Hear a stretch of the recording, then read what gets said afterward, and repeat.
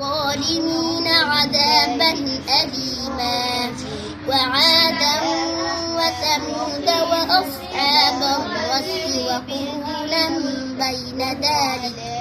وقرونا بين ذلك كثيرا وكلا ضربنا له الأمثال وكلا تبرنا تتبيرا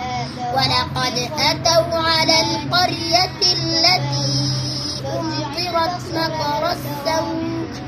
أفلم يكونوا يرونها بل كانوا لا يرجون نشورا وإذا رأوك إن يتخذونك إلا هزوا هذا الذي بعث الله رسولا إن كاد ليضلنا عن آلهتنا لولا أن صبرنا وسوف يعلمون إن كاد ليضلنا عن آلهتنا لولا أن صبرنا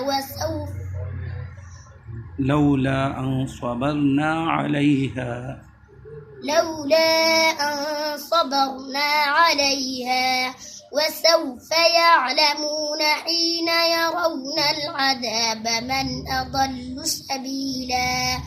أرأيت من اتخذ إلهه هواه أفأنت تكون عليه وكيلا أم تحسب أن أكثرهم يسمعون أو يعقلون إن هم إلا كالأنعام بل هم أضل سبيلا ألم تر إلى ربك كيف مد الظل ولو شاء لجعله ساكنا ثم جعلنا الشمس عليه دليلا ثم قبضناه إلينا قبضا يسيرا وهو الذي جعل لكم الليل لباسا والنوم سباتا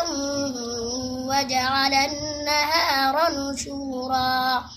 وهو الذي أرسل الرياح بشرا بين يدي رحمته وأنزلنا من السماء ماء طهورا لنحيي به بلدة ميتا ونسقيه مما خلقنا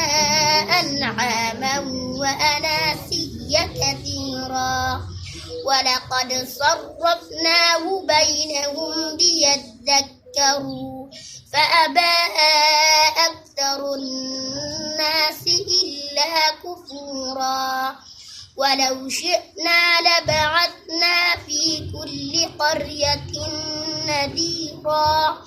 فلا تطع الكافرين وجاهدهم به جهادا كبيرا وهو الذي مرج البحرين هذا عذب فرات وهذا ملح أجاج وجعلنا بينهما وهو الذي مرج البحرين هذا عذب فرات وهذا ملح أجاج